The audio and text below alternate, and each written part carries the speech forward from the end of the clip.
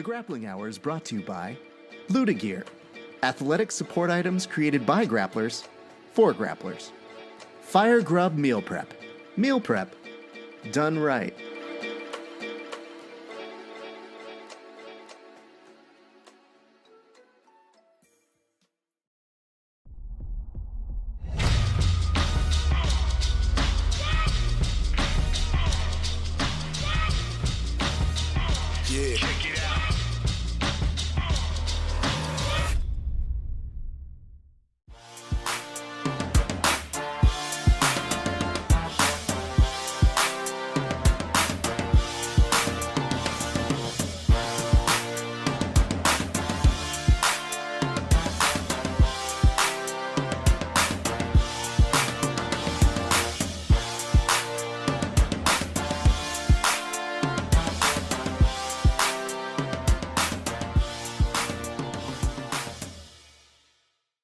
Hey, what's up, everybody? It is your friendly neighborhood podcaster, Rafa Sparza, saying hello to you on this beautiful, I believe this is a Tuesday at 4:20 Best Coast time.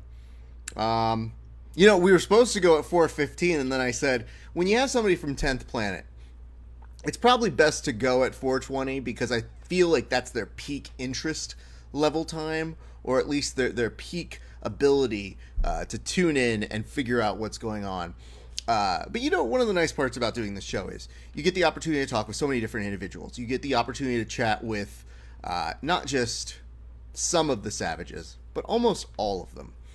I'm very excited today because the gentleman who we have leading off our show today, he's somebody who I've always looked at, and I've seen him compete at such a high level that it's kind of scary. However, he as an individual couldn't be a nicer human being. So it's a weird juxtaposition of, I'm terrified of this man, but he also is a super good human being. I'm very happy and excited to bring on our good friend from 10th Planet, Kyle Chambers. Kyle, one of the favorite things, I mentioned this in the intro, is, for a long time, I'm not really intimidated by people when it comes to jiu-jitsu, but I definitely have a spider sense for, they can hurt me very badly. And sometimes that makes you not want to go near people. And I'm so glad that that's not the case with you, because you're savage, but you're so nice. You're so friendly. And that's not to say that other competitors aren't, but there's really a true sense of niceness about you and what it is you like to tell people and how you talk in between rounds. So where does that come from? Why are you so nice in between? When most people would be really, really unto themselves and quiet. I don't know, man. At the end of the day, I feel like we're all human beings. This is just competition, just a friendly sport. There's no reason why I should have something animosity towards you at the end of the day. If I lose or I win, I feel like I should appreciate you at the end of the day. I shouldn't be mad or anything like that. We're all just trying to get better at this sport, so it shouldn't be anger or hate involved in this. It just should be just a friendly competition. That's kind of how I see it. That's the crazy part, is I feel like you're always competing against your own 10th Planet brethren, because every time I look around, it's always I've seen you, and I think PJ, I've seen you, and this weekend over at Bullpen Submissions, Tony Correct. is 10th Planet. So to me, I'm always can we find some other people who aren't 10th Planet for you to go up against? Because I don't think we're short on people who would make great matches for you, sir. Absolutely, yeah. I believe Eddie calls it 10 on 10 crime. It sucks, man. But a lot of times when you're on the West Coast and you guys are doing a high competition, sometimes you're gonna meet up against your teammates, especially when they're just as good as you. Yep. Especially when they're trying to put their name out there, and when they're just as hungry, trying to do as many competitions as they can. It's just gonna happen. If you do 10 competitions within a short amount of time, it's common to see a couple 10P people, 2 or 3 of those competitions for sure. Yeah, absolutely. I want to ask you about Bullpen Submissions, which was just this weekend. Tell me a little bit about how you came to be involved, and tell me what you were doing, because I thought you were doing just one thing. I didn't know you were involved in 2 separate aspects of the tournament over the weekend. Yeah, absolutely. We got a phone call from like Mercedes. I seen kind of like all the promotions. You know, I actually did the Bullpen Submission series actually prior about probably 6 or 7 months ago. So I see all their fees, all their promotions and stuff like that. And I seen that they had a kind of a 3v3 kind of team competition. And I never personally been involved in some such type of format. So that instantly kind of draw my attention to it. And you know, at Temple and Oceanside, we have a bunch of killers, you know. So when he said, you know, we have a brown belt, we need a brown belt team, you know, instantly a bunch of names popped in my head, like, oh, this could be great, you know. Like, I know a bunch of people that can fill in this spot. Like, you only need 2 other people besides me. Like, I can name a whole list of people, you know. So that's what kind of brought me in there. But when we registered, we were in there for the 3v3. My teammates did really well. I was fortunate to close out the first round to get us to the finals. But after that, I guess like my team got really motivated and they just took all the slack out. Basically, just in the finals, took out the other 2 guys or 3 guys or whatever, and I didn't even get to compete in the finals. So I only had 1 match in the 3v3 team match. So I was like, I drove 7 hours here and I only competed in 1 match. So I was like, I'm cool. I'm glad that my team won, but I didn't feel like I got enough work in, you know. So yeah. I definitely wanted to do anything I could do possible, and that's why I started talking to Mercedes, and she said I could do the absolute. Okay, because again, I was told that you were doing just the 3x3, so correct. I'm looking out for those videos. And, you know, like you said, it was kind of confusing because they do it match by match, and sometimes Facebook algorithm doesn't show you in order. So I'm just getting results out of the blue, and I go, wait, why are you against Tony? Wait, what? I don't know. What's happening? And then I start thinking to myself, I go, did he put himself in something else? Because I was told it's just supposed to be 3x3, and your team looked very healthy. Without knowing what happened, I was like, they look like they either won or something really nice happened to them, or they hit like a lotto. But instead, when I saw that you were put into the tournament itself, I was clearly very happy for you. But can I ask this? Because you have a team that's getting more and more experience at being in these team events for grappling. And I don't know that a lot of people are getting those opportunities because it's just starting to take off. What does it feel like from your perspective? Because you closed out, you said, on your first attempt. But what did it feel like when you had your teammates go and carry the banner for you when it was happening over the weekend? What did that experience feel like to you? Team experience is definitely different. I know you're kind of used to being on a team, but at the end of the day, it's kind of individual, you know. So against me versus one other person on a match, you know. But it's different. It's relying on somebody else, you know. You like you see something, you know, like if he loses, God forbid, or anything like that, I'm gonna have to pick up the slack or something like that, you know. Like you got to literally carry the team. But it's cool to kind of see your teammates kind of feel that pressure as well and kind of pick up the slack and kind of put it on the line and actually perform in that under that pressure and succeed. Were you like, does the preparation change at all? Because, you know, we've gotten a split. We've said that, you know, some of the guys do some things a little different as they get ready for this kind of a tournament. And then we've had people go, how do you prepare for this? There's nothing really you can do other than just show up and compete as normal. The heart and the drive might be a little different, but just from your own experience, did you change anything getting ready for this tournament or for this particular brand of competition? Absolutely. I try to kind of come at it the same way. Always do extra credit, you know. Always applying a lot of cardio, you know. But I really try to focus on going against a lot of different body types, just because I knew that a lot of times you're not going against somebody exactly like you. You know, you're going against people that are lankier or some smaller, and then also just messing with the times, you know. Playing with the 4 minutes, playing with the 8 minutes, because that's different. Those are different paces. You know, when you have a 4-minute match, you know, you can't just relax. You know, it's a go time. You know, I got to really start applying my techniques, start making longer combos, just so if I get him in trouble, I can keep being 2 inches ahead of him, you know, so I can get him in that deep water and finish him early off versus waiting 4 or 5 minutes on, you know. So definitely we try to incorporate a lot more cardio, a lot of different body matchup style, just so when you're in there, you're not comfortable just going against your own body type. Yeah. And I do have to say, if you find somebody lankier than you, I don't know where they exist or where they're hiding. Because I feel like your particular body type, I think when I was covering EBI, somebody saw you and they just go, man, that's got to be a tough round. And I was like, yeah. And they just go like, how do you prepare for somebody like that lanky? Or how do you get around having to work with somebody like that? And I was just like, I mean, that's not my problem. I'm photographing, dude. Like, I'm not going to worry about those kind of epic world problems. But I do find it interesting, though, that you do work a little bit of the cardio. I think that's important. I think that's great. Having done them now, do you feel that's the wave of the future? Do you feel like you're going to see more tournaments like this? Because, again, there's only about less than 50 people who have done it like this. Because there's so few opportunities, and everybody I've spoken to says it changes everything, and that they want to do it again immediately once it's done.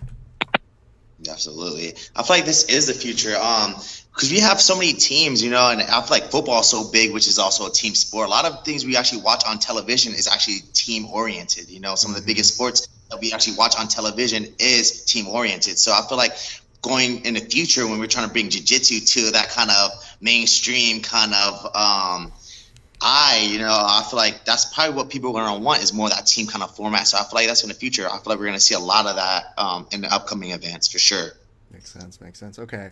Now, I kidded with you a little bit on air or off air about this, but you had to break Tony. Now, I saw this clip. But can you explain to people who haven't seen the clip what happened? Yeah, absolutely. So it's like I said, it's really unfortunate always going against one of your teammates because especially at 10th Planet, we're all family. Like I feel like a lot of teams maybe we're not as close as us. Like we're really like family. So anytime I have to go against one of my teammates, it's hard. It's a different type of mental block. A lot of times when I go against any other person, it's like let's go for this kill. It's like any other kind of process. I just want to win. But like when you're going against your teammate, especially in jiu-jitsu, when so many things are kind of intense or kind of violent, especially some of the joint manipulation submissions, you're like it's different. It's kind of hard. But I knew I had to go. Probably end up going against him in the finals. But when it happened, I just wanted to be really. I know he's a really good wrestler. I know he had really good background in wrestling. So I really didn't want to wrestle with a guy that's really good at wrestling, even though I have really good counters. It's like I don't really want to test it. I have really a high respect for him, Sure. So I instantly wanted to pull guard and kind of fill out his guard passing and stuff like that. I remember I think he was going for some of the M1s and some of the flyover passes. But a lot of times when you're like exposing kind of lifting your body off the ground against a leg locker, you allowing us to get under you. And that's kind of what's going on. So he was implementing a lot of passing, but I was really just waiting on my timing. I really wanted to make sure that my movements were precise and I wanted to make no mistakes. So I kind of waited for him to kind of pass to get kind of to like my right side, kind of to my stronger side. And I wanted to implement my Jackie Chan move, which is just basically getting into the honey hole. And that's what we basically finished at, and that's where we started and we finished at. He's trying to get out, but since I'm a little bit more lankier than him, he couldn't get his far leg away from me from my boot. So I was able to keep my boot established on that far side leg, so he couldn't really escape. And then I just ended up isolating, getting more on my shoulder and more on my head, and really isolating that the joint. And he's also got a weird body type too, so it's kind of deceiving on both ends because even though he is a little bit smaller, he's got a pretty good wingspan in himself, and having that kind of person who's usually smaller be the better wrestler provides a way different sort of equation that I think you have to solve as you're going on. Well, I mean, obviously, as I was doing my research, I had to find a photo to throw up just to say, like, hey, idiots, tune in today. But when I did, I happened to stumble upon a photo of you and him, like, cheesing it up together, and I was just like, oh, God. Oh, this photo does not date well. I mean, I know you guys are brothers, and I know it's going to be fine. And, like, Tony in himself is a warrior, so it's not a problem in that end. I just know that for my own sake, I was like, well, can't use that photo. Nope. And I was just like, I'll send him a nice message later, so.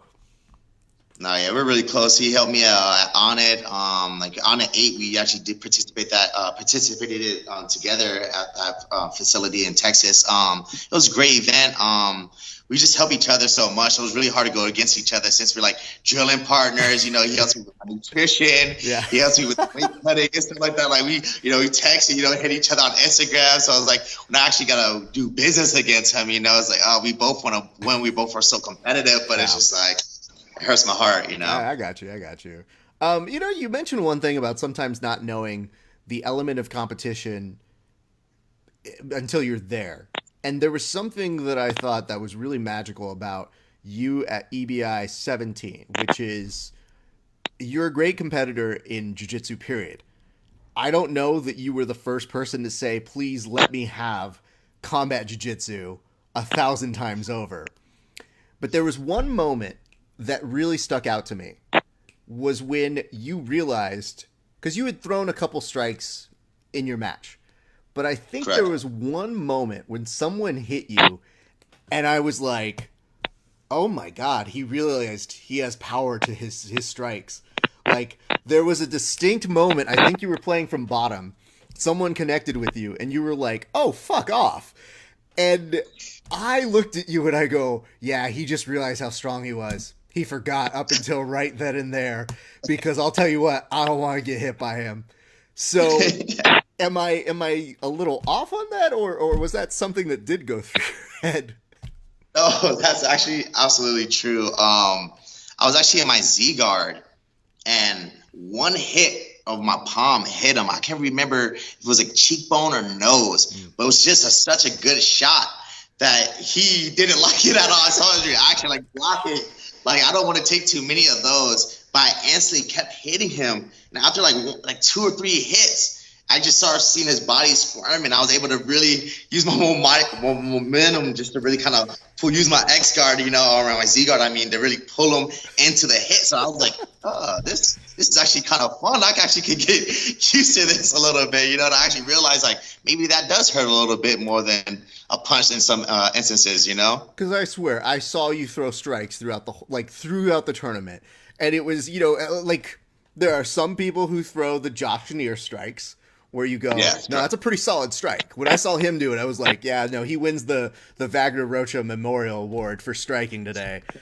And then there's the moment where like even like a couple of my homies, and I won't say who, but like people who I know who compete at a high level, when they're hitting their strikes, I'm kind of like, they're not using their full power.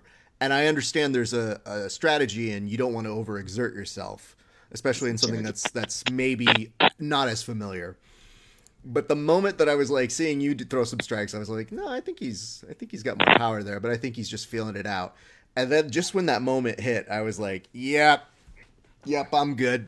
I don't need to see anymore. I understand the power levels here that are very different. And again, it's one of those cases of 10th planet on 10th planet crime. But I want you to understand from where my perspective is, when I'm sitting over on the sides, I'm not necessarily looking at who's going to win a tournament. I know it's great for the athletes, but for me, I'm looking to see who makes statements, who does something that is impressive. I thought your performances at EBI 17 were very impressive. But I wanted to ask, with respect to that one moment, they say that sometimes you don't find things about yourself until you put yourself in competition. Was that something you discovered about yourself because you, in your preview video, said, hey, I'm not trying to necessarily strike and kill people with strikes. But I think you found that in there. Is that something that you feel as well, or is that just me also leading the witness at a certain point? No, I think you're absolutely correct. Honestly, when I first was coming in CJJ, I didn't really know how to kind of gauge it. I didn't really know how my jiu-jitsu was going to work in CJJ atmosphere, like how I was going to manage my distance, with the strikes. I never really threw strikes. Never did. Most of these people did like mixed martial arts, did some type of amateur. I'm just coming just from pure jiu-jitsu, so definitely coming into CJJ, I was kind of skeptical, but I was always down for a challenge. I'm always down to challenge myself and better myself. But definitely, I realized a lot of things in CJJ, like maybe I can basically looking forward to the next event, because I feel like I'm capable of a lot of other things that wasn't shown, Not so shit. Yeah. It basically just woke the beast. You were just like, I've got a taste for this now. Because I'll tell you, when the first match happened, and you are the guy who says, hey, I'm not trying to, if I have to, I'm going to do it. And then 2 seconds in, your nose is bloody. And I think that you find that thing that sometimes fighters find, and they tell you, you don't know what it's like to be hit until you're hit. And so I thought it was cool because you were doing it while trying to get a submission. I think you were going for a knee bar, and you took a second to kind of calibrate, and you said, no, this is a worthy exploration, but I also have to play it a little bit smarter and differently. So what did that feel like? Was your nose busted? Like, what happened there?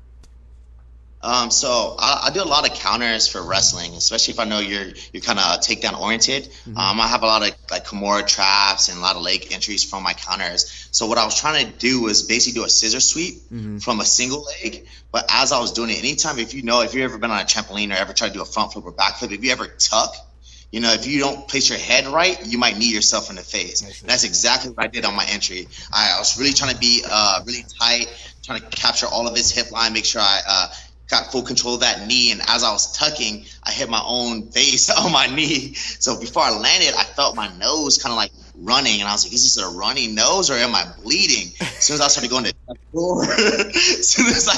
Dev's door, started putting, posturing up, I just felt my nose just started drenching, just all this blood. And as I'm trying to posture and stay on control of that knee, I'm getting like lightheaded at the same time because I'm leaning forward and all this blood is coming out. So I'm just like trying to breathe out of one nostril while I'm like almost choking out of my own blood. And I'm just trying to like compose myself because I know this is a big event, it's like a lot on the line. But yeah, absolutely. But basically I just kneed myself in the face and that just came on after that. I didn't know that. It makes perfect sense to me because it happens so fast.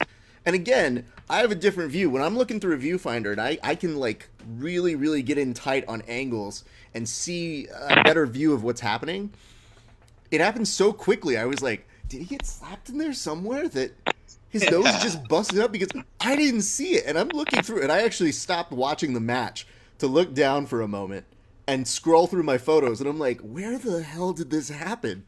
And then as it's happening, credit to Eddie in this respect. Eddie has to do a very difficult job of being someone on the sidelines. Mm-hmm. And when it's his family, there's an instinctive, like, you want to protect your family sort of vibe. Mm-hmm. But in competition, you can't be that favorable to your team. There was a moment where Eddie wanted to ask someone to take a break to wipe it down when we had reached a certain breaking point. But I think he stopped just short of when he grabbed the towel to have it go over, because it looked like if they stopped it to do it, it would be recovery time to you. And I saw him pick up this towel and then just look and go, okay. And just he let it go back out. And I thought to myself, I go, that's a tough decision. And to be fair, I don't know that everybody can make that decision like that, especially when it's part of their team. And, while it is maybe giving you a couple seconds to heal, from a very practical level, nobody wants to roll in blood. So that's true. I don't know that you had ever seen or heard that, but that was something that I witnessed over on the sides. And it was one that I was like, yeah, I can't tell you this today. This is one that you'd be like, Eddie, if you would have been cool, that would have been great to give me those 10 seconds because I busted myself. But it still turned out fine for you. Absolutely. When you did mention that, you weren't necessarily sold at the very beginning, but how did that conversation to get you involved go? Because you're obviously a go-to on their team. Like you are, if not a prominent weapon, a very secret weapon that's very sharp. So how did that conversation go? First, like I got basically Eddie let me know, because we go to HQ every Wednesday, So Eddie let me know that, we're possibly going to have like a CJJ 185. Let me know what you think about it, if you will possibly be down for it, So the whole time ride home after the training, the whole ride home, I'm thinking like, man, strikes, man, do I really want to get hit in the face? like I love jiu-jitsu. I love, like, like the technical aspect, the physical chess, all that. But I'm like, man, do I really want to get striked in the face? But I'm like, I want to represent. And I feel like in the first EBI, I didn't really get to show me personally because, like, I just came from school. I was training every day, but it's a difference. Like G always says, it's a difference of being ready and like staying ready. Yeah. I felt like, or basically getting ready. I feel like for this EBI, I was already ready. I just had to perfect a couple things, rep, of course, but versus before for EBI, I was basically preparing to get ready. I wasn't ready already, so I felt like for this opportunity, when I heard about CJJ, I was like, yes, it's CJJ. It's not the best format for me, but I need to represent, I didn't represent like I should have represented the first time. So I definitely was all for this opportunity. So now you're addicted. So now you signposted earlier, but do we see you back in this format? Absolutely. If there's ever another middleweight CJJ, you can count me in for sure, 100%. Okay, that's cool. All right, I'm into that.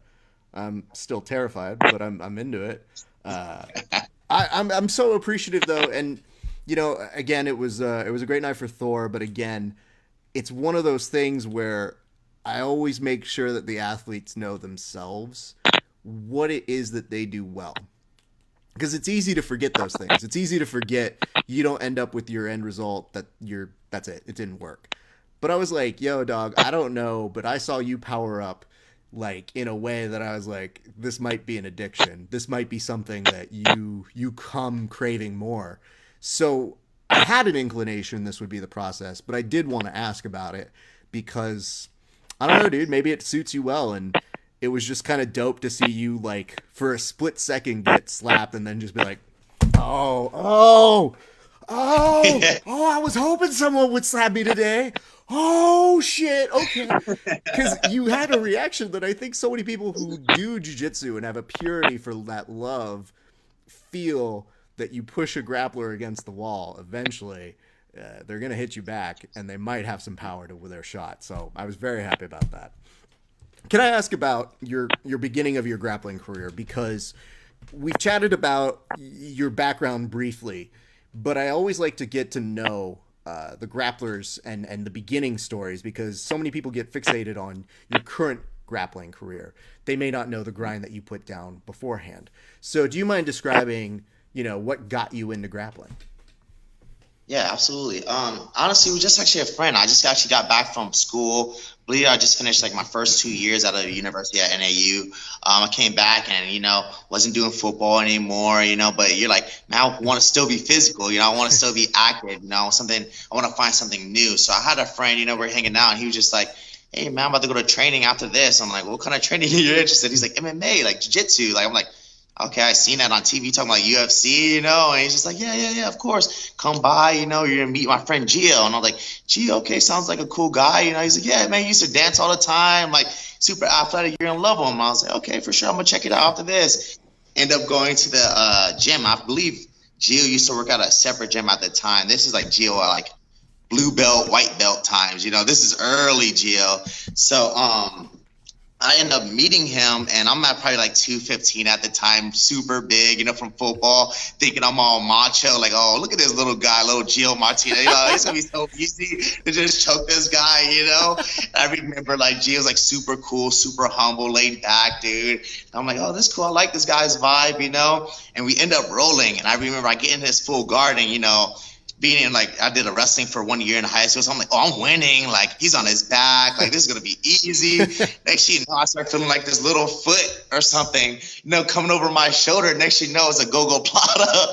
It's Gio choking me with his foot. I'm thinking, like, this little dude, like 140, choking me, and I'm at the time like 215, and I'm just like, man, what's going on? And he probably got me in a go-go plata like 2 or 3 times that day, And then after that day, he just sat down. I was like, yeah, you're really athletic, but of course you could be more technical. If you ever want to go to our other gym, or my main gym, 10th Planet, you're more than welcome. I'm actually about to go there right now. And I was just like, okay, man, I'm like really liking this physical activity. You're just beating me up. I'm thinking all bad, all big. And so I'm like, okay, why not, go try this this new gym out. So I went to 10th Planet, and the rest is history. I met some good people, man. Everybody was family. just got into it, got addicted, started going every day, and then next you know, started getting promoted and meeting everybody. But man, the rest is history. Can I ask what addicted you? Because it's easy to assume that as an athlete, you find that kind of sense of competition to come back into it, but there's more than just competing that makes you make it more than just a hobby. Because you can have it as a hobby and go compete, but that doesn't make you travel. That doesn't make you do combat jiu-jitsu. That doesn't keep you in week after week grinding to make even the most smallest movements your next deadliest thing. So do you have a specific set of memories of what, like, maybe a specific time that you remember being hooked to the sport? I just remember maybe right when I first started, probably you started seeing like I remember we used to have some macho guys coming to the gym, especially like white belts, you know? Yeah. And I remember we used to have like Boog's girlfriend, like Nora, or like any other girls, like really basically submit them, basically. You know, they're guys that come bigger than I was when I first come, like 230. You know, you have little girls that are like 120. You know, and the first time I ever like, I really want to do this, when I saw one of those girls choke out one of those big dudes, you know, I was just like, if they could do that at their size, what can I do when I start applying my technique and actually really apply myself into this fully? You know, that was one of the first things I was like, man, I really want to do this. Like, they're so good already and they're so small, but they're yet being so technical and controlling this big dude. So, you know, I was like, man, I want to be just like that, you know? So that was one of the first things. And also just basically having positive people like Gio and like Boog around you. They're constantly motivating you, and they practice what they preach. You know, most people they tell you one thing, but they do the other. You know, they're one of those people that they tell you something and they're actually doing it with you. You know, so it's like having that environment around you constantly is addicting. That's all you want to be around, is that positivity, that around that environment that's going to better yourself. You know, so that's what got me. What I appreciate about both of them, you know, without having ever been to a class, I feel, of theirs, I have a solid understanding of what it is they've done for their students. Because I've interviewed so many of the people who have trained with them, or people who have even come in to take a class or do a drop-in with them. And I just appreciate the fact that they have no bullshit to them. Like, to me, that's very important, because I know if I ask them a question, they'll give you a straight-up answer. And I know that sometimes the part of the business of what I do is asking the uncomfortable questions. And sometimes it's like, well, you know, you didn't win, so what happened?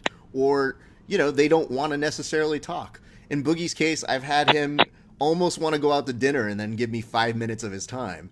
And then on camera, I'm like, well, let's go with that. I don't want to make it seem like you're just being super nice. I want you to be honest. And if you are telling these people that you're giving me time, I'm fine with that. I just appreciate the fact that, you know, if that's the way they are with me as an interviewer, I can only imagine when someone like you says they practice what they preach, and they are so hype with their students. So that's always why I think that's part of a mystical aspect of what it is they do.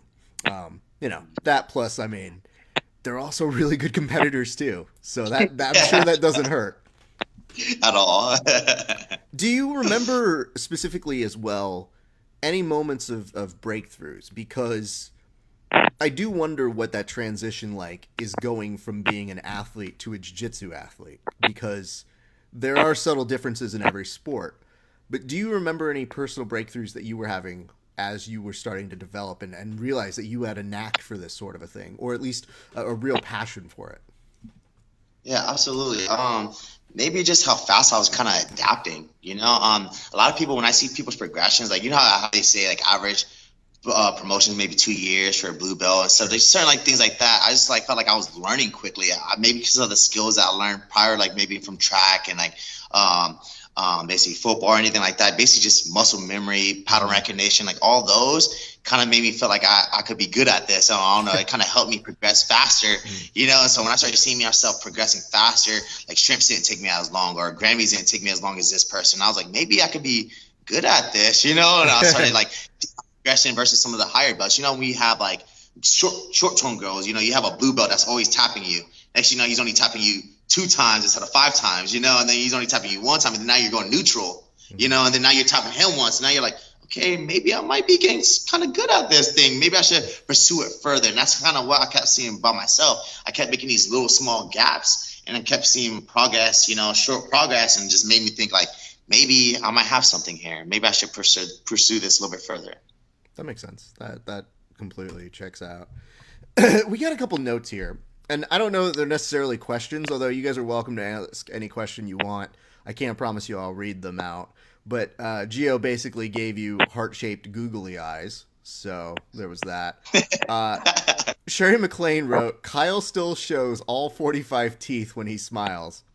Yeah, I can't help that. But again, it's part of the thing that makes you unique as a human being is like, I know when you're in a good mood, you got that, like, you do have that perfect, what I like to call the Simpsons smile. Like when you see one of their characters with like all of their perfect teeth, I'm always like, yeah, no, Kyle's kind of got one of those too.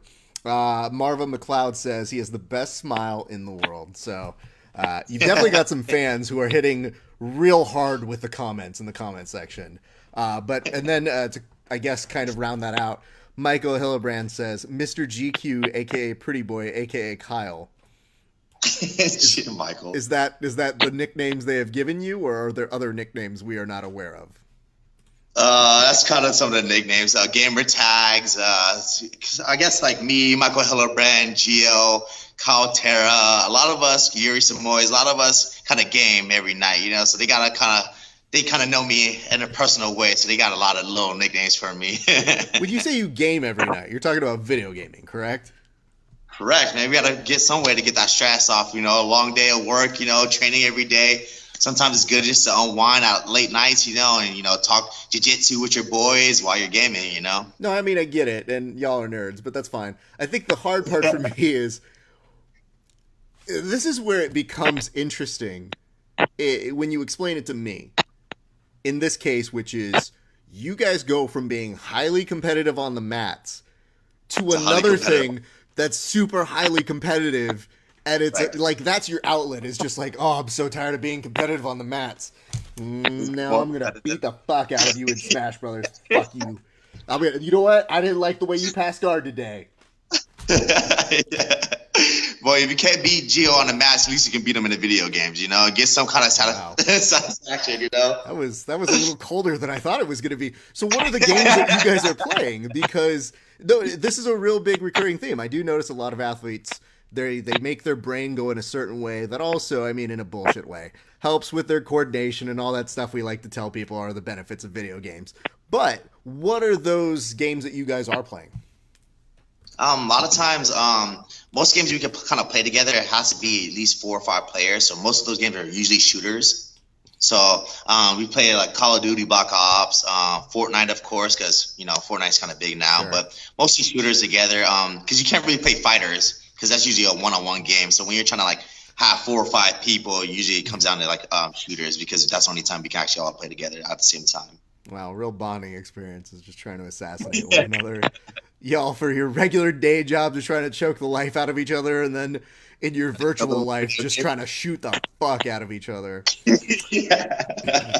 Hey, dude, again, I've seen it relieve a lot of stress for the athletes, so I know the power of it. I'm just curious, at some point, I'm going to have to create a separate channel that just gets you guys to come play games, and I just narrate over it, because I feel like, do you see how much money and production they give for these video game tournaments? And I just think about like, yo, could we get the catering budget? Because in Grappling, if we just had the catering budget, I think we would be exponentially richer. For sure. And like, don't get me wrong, video gamers, it's cool what y'all do, but like, I just have such an appreciation for grapplers that I think, like, every time I see these nerds on there and just, like, playing on their sticks, and I just go, this man got punched in his nose by himself. Yeah. He deserves a little bit of money. Absolutely. We had a note here from my man Gus that just says, Raph, FYI, I'm going to invite Kyle to my team for the quintet match against your WWE BJJ team. Well, I wouldn't allow that. because I'd say very clearly in the rules there are certain people I get to veto ever having a roll against me. I think Joey competed with you at the Bullpen Submissions. I don't know if I ever told you this joke, but Joey comes up to me and he just goes, "Raph, have you ever rolled with Kyle?" And I was like, "No." And he goes, oh, okay. And I looked at him and I go, "Why would I?" And he just laughs. I go, "You have to understand, there are different power levels, and I know where my power level is. You know, like I understand he'd be very nice and flowy with me, but you didn't roll with him. You competed with him." And he was like, "No, I understand." And I was like, "Yeah, I don't need that in my life." So to Gus, immediate veto on that, especially now that the man has like he's looking at his hand and he's just realizing the power of it. Yeah, it's definitely glowing in front of all of us. Kyle, what has changed the most, man?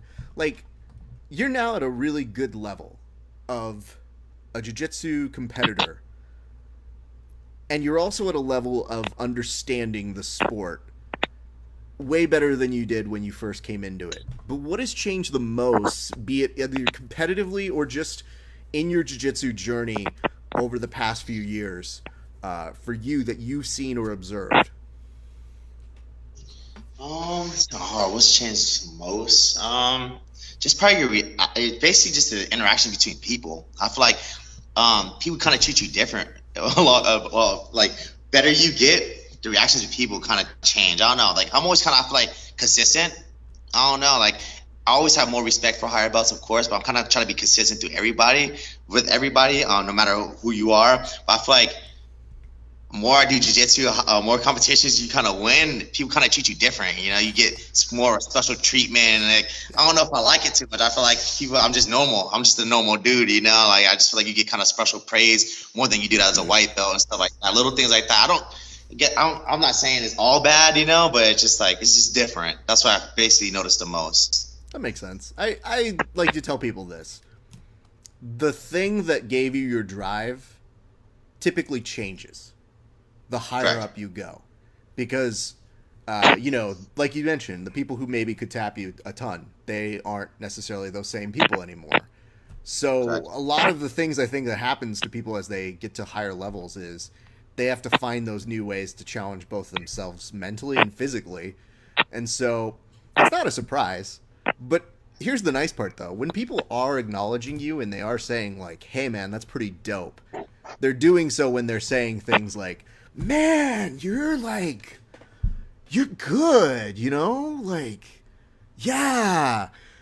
And it's nice. It's a good feeling. But, you know, the hard part is that before you used to be able to draw upon one person telling you that when you were just starting. And now when you have multiple people, it doesn't feel the exact same like it did when that first person came up to you and said, "I acknowledge your talent." So it changes, you know. It's one of the things that I always find that's interesting about people's journey is how do they mentally grow as their capacity for being a better athlete grows. So it's fun for me to watch because I just look over and I was like, "Oh, I can explain exactly what's happening to you." I won't feel it in this regard. I'll feel it in different regards. Like when it comes to like beating people at podcasting, I'll house everybody. That's not a problem. But I do find that right now in your journey, I think it's pretty dope. So what is coming up next for you, man? Because I think it's one of those things where as we start to get toward the end of the year, there's only a few more competitions left. I know that some people are talking ADCC already. Like, where are you mentally and what do you have going on for the next few months?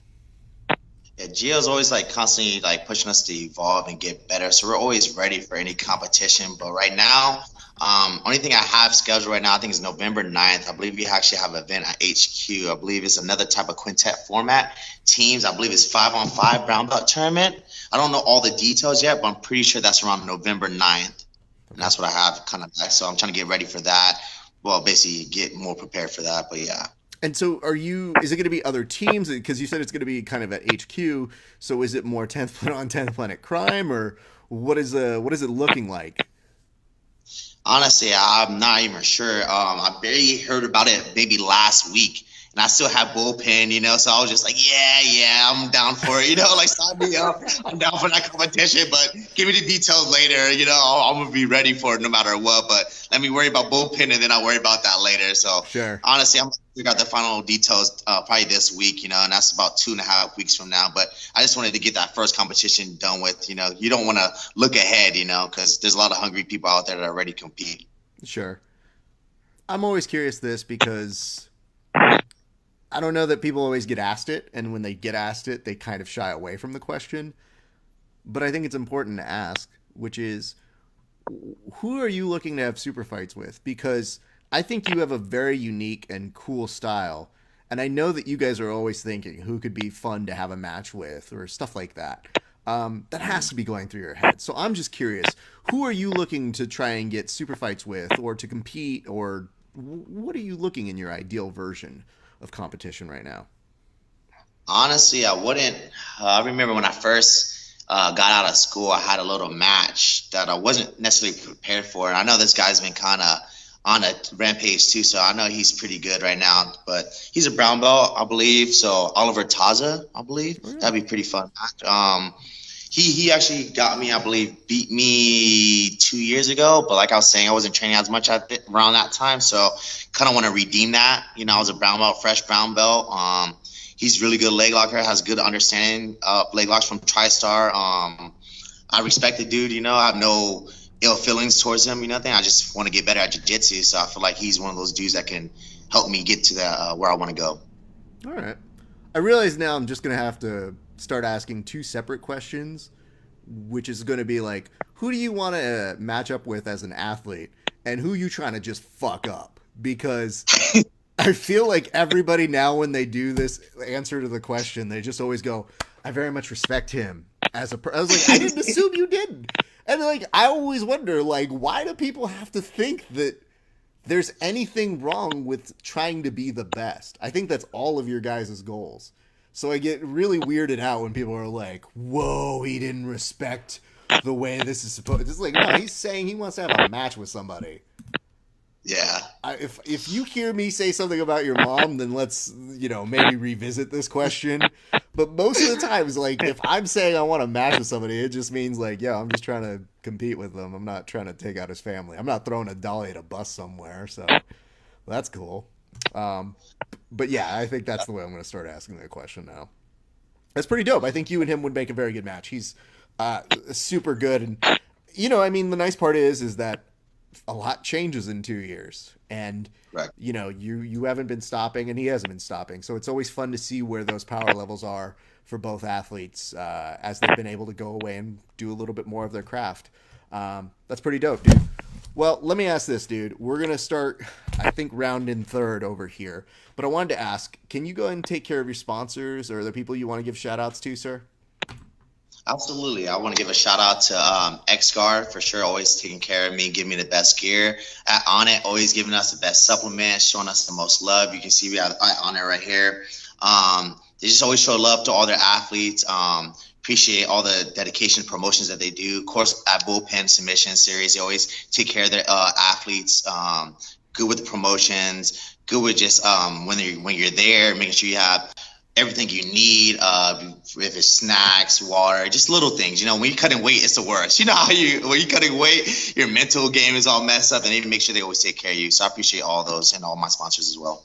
That's pretty dope. I know, Mercedes and Tony work really hard on those tournaments, and I think it really does show when I see how happy everybody is afterwards. Like, win or lose, I've seen them in a different way find super fights for people who are still there. So they're like, we got to do something. This guy needs a rest. This guy needs a rest. I've seen people who have maybe not even won the tournament come away and be like, yeah, that was a lot of fun. So, I think it's one of those nice tournaments that takes you out of the element of a normal go compete and win or lose up or down one time, you're out kind of a thing. I think it's a really kind of good branded experience that I like to see that they're developing. So I think that's pretty dope. But I wanted to also make sure that we were giving people the opportunity to see you. Where are you training? When are you teaching? How's that going, sir? Yeah, so every day I'm at 10 Planet Oceanside. You guys can catch me there every day. Usually teach Monday, Friday, and Saturdays around noon. But I'm always there. If you're gonna be at 10 Planet Oceanside, you're gonna see me. Okay. That's a pretty good calling card. It's just like, I don't know, just show up. I'm probably there. I Probably live there, man. just in the back somewhere. You know, just yell out like, "Yo, you Kyle? You here?" And you just be like, "Yo." I'll be there for sure. That's so cool. Hey, man. Well, again, thank you so much for coming on. I mean, it's always fun when I run into you because I like just chatting with you. I think you're super nice, but I also really do have a high regard for where you're at right now, and I think the trajectory that so many of us see that you're on. So I think that you're going to continue doing great things, and for me, my biggest hope is that you continue to get those big matches that I think you are meriting. You are putting in a good resume right now. So my biggest note to you is just stay consistent, dude, because I feel like more and more opportunities are going to come. And I swear to God, if you slap me and we are rolling, I don't have your power. So don't do that test to me to figure out, like, no, Raph, I want you to feel like you can do this too. I'm going to be like, no, that's not how this works. I won't slap you, brother. I promise. I want to make it clear. promise. Because you know what? I have to protect myself on these videos. I don't know who's watching this shit. I need to make sure that no arm rolls. What's that? I said we could do no arm rolls, so you don't have to worry about it at all. That doesn't sound. You think that sounds safer? But I see some of the shit that you guys do creatively, where you're like, "Yeah, I don't need arms to heel hook you." I feel like, what the fuck? Yeah. Dog, I don't got that kind of shit in my life. No, but I mean, at some point, I'm supposed to make a trip down to San Diego, and I would love to see y'all. So, give my best to everybody there, my man, and thank you so much. Congratulations on the wins over at Bullpen Submissions, and I know I'll be running into you very shortly, sir. Absolutely, it was a pleasure, babe. But thank you for having me, and I'll see you soon. Sounds good. Ladies and gentlemen, Kyle Chambers.